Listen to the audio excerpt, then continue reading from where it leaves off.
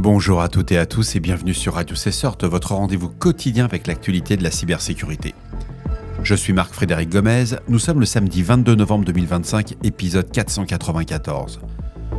Il est 22h30 et au programme aujourd'hui, Grafana corrige une vulnérabilité au score CVSS maximal de 10 sur 10, permettant une usurpation d'identité totale via le protocole SCIM. La CISA ordonne aux agences fédérales de corriger en urgence une faille affectant Oracle Identity Manager déjà exploitée par des attaquants. SolarWinds et SonicWall publient des correctifs majeurs pour contrer plusieurs failles d'exécution de code à distance sur leurs appliances critiques. En Italie, 2,3 téraoctets de données sensibles de l'opérateur ferroviaire public ont été exfiltrés suite au piratage de son prestataire Almaviva. Et enfin, le groupe Shiny Hunters revendique l'attaque sur Gainsight, confirmant un accès maintenu pendant 3 mois pour cibler l'écosystème Salesforce. Mais commençons notre revue d'actualité. La CISA signale l'exploitation active de la CVE 2025-61757 affectant Oracle Identity Manager. Cette vulnérabilité critique permet une exécution de code à distance, c'est une RCE, sans authentification.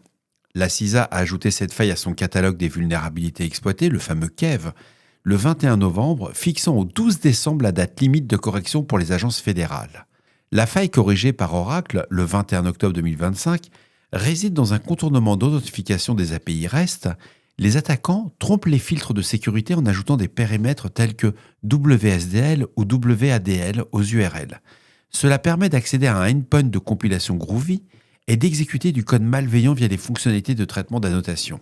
Selon le Sense Institute, une exploitation en tant que zero-day a été observée dès le 30 août via des requêtes HTTP POST, ciblant les endpoints de gestion d'application.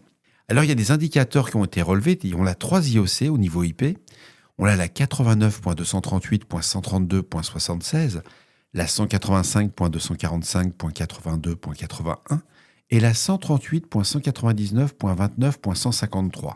Ces attaques utilisaient un user agent unique correspondant à Google Chrome 60 sous Windows 10.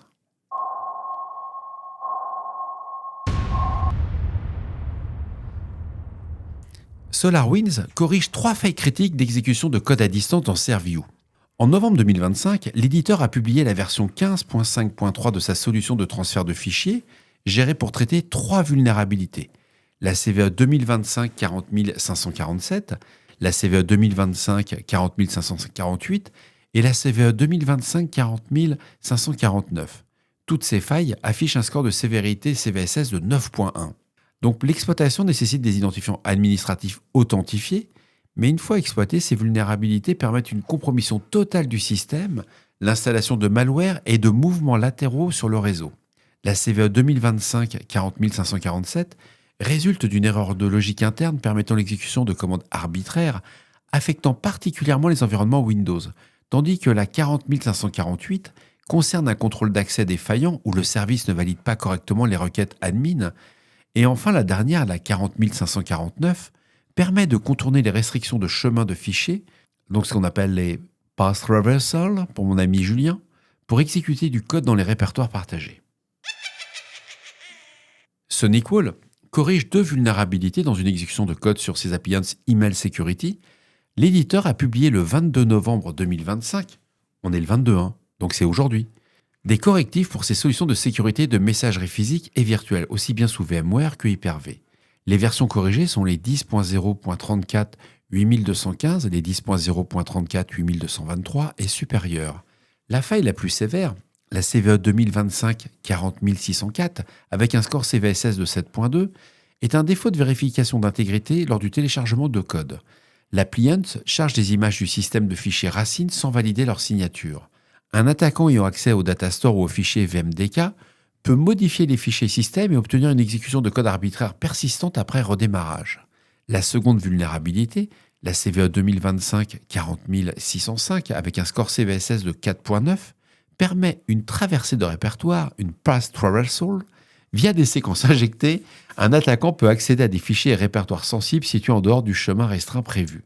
Alors les modèles affectés incluent les ES 5000, 5050, 7000, 7050 et 9000.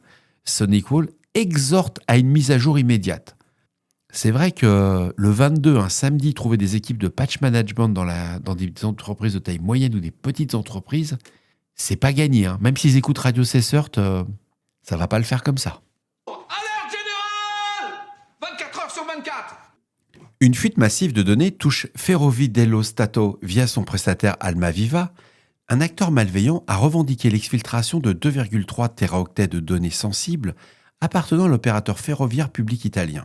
L'incident résulte d'une compromission des systèmes du fournisseur de services informatiques Almaviva et l'analyse des fichiers révèle des documents administratifs et opérationnels datés jusqu'au 3e trimestre 2025, indiquant une intrusion récente distincte de la brèche subie par Almaviva en 2022. Les données exposées incluent des plans industriels stratégiques, des secrets commerciaux, des rapports forensiques ainsi que des contrats classifiés liés au ministère de la Défense, à l'aéronautique militaire et au Carabinieri, la police en termes. Des données personnelles, pièces d'identité, sont également compromises, des numéros de passeport des passagers, des dossiers RH complets des employés de multiples filiales, comme Trenitalia et RFI, incluant salaires et coordonnées. Almaviva a déclaré avoir détecté et isolé l'attaque au cours des dernières semaines. Les services critiques restent opérationnels et les autorités italiennes de cybersécurité ont été notifiées.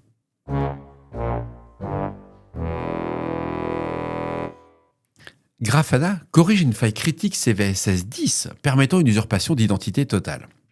L'éditeur a publié des mises à jour de sécurité pour la CVE 2025-41115, une vulnérabilité de sévérité maximale affectant Grafana Enterprise, version 12.0.0 à 12.2.1. Cette faille réside dans les composants SCIM, les Systems for Cross-Domain Identity Management. Actuellement en pré-version publique, elle permet une élévation de privilèges ou une usurpation de compte, y compris celle de l'admin. Le mécanisme d'attaque repose sur une erreur de mappage des identifiants.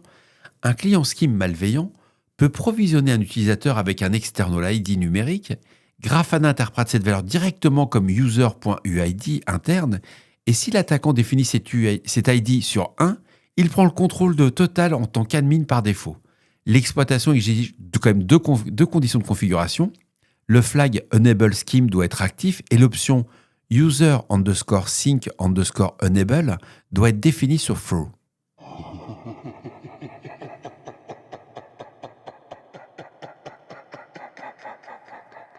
Shiny Hunters revendique l'attaque sur Gainsight, impactant l'écosystème Salesforce. Le groupe cybercriminel, également suivi sous le nom de UNC 6240 par Google Threat Intelligence, le fameux tag, affirme avoir maintenant un accès à la plateforme Gainsight depuis 3 mois. Cette compromission est une conséquence directe de l'attaque de la chaîne d'approvisionnement touchant Celloft Drift initiée en mars dernier. Le vecteur d'attaque repose sur le vol de tokens OAUF depuis un compte GitHub compromis. En un mot, il n'y a rien de nouveau, c'est toujours la même chose. Ils ont utilisé une vulnérabilité, ça fonctionne, on continue.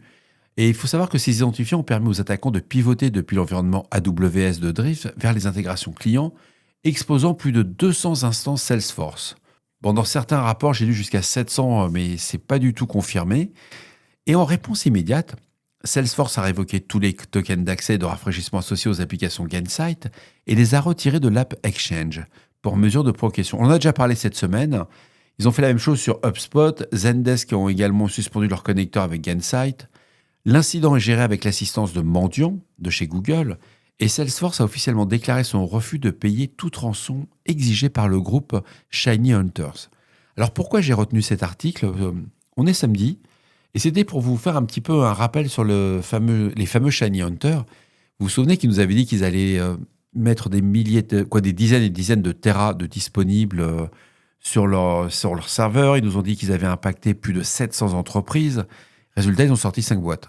Ils ont fait 5 boîtes. Donc, je prendrai avec beaucoup de précaution ce que disent les différents journalistes, parce que jusqu'à maintenant, c'est ce groupe d'attaquants en particulier, ils ont compromis des entreprises. Là-dessus, je ne reviendrai pas. Mais de là, je pense qu'ils ont un petit problème d'ego et de surdimensionnement. Quand ils disent il y a eu 200 instances Salesforce qui ont été impactées, ça ne veut pas dire qu'ils ont réussi à télécharger 200 fois plusieurs téraoctets de données. Ça, c'est un peu bidon, quoi. Mais bon, on les forçait d'en parler, c'est une news.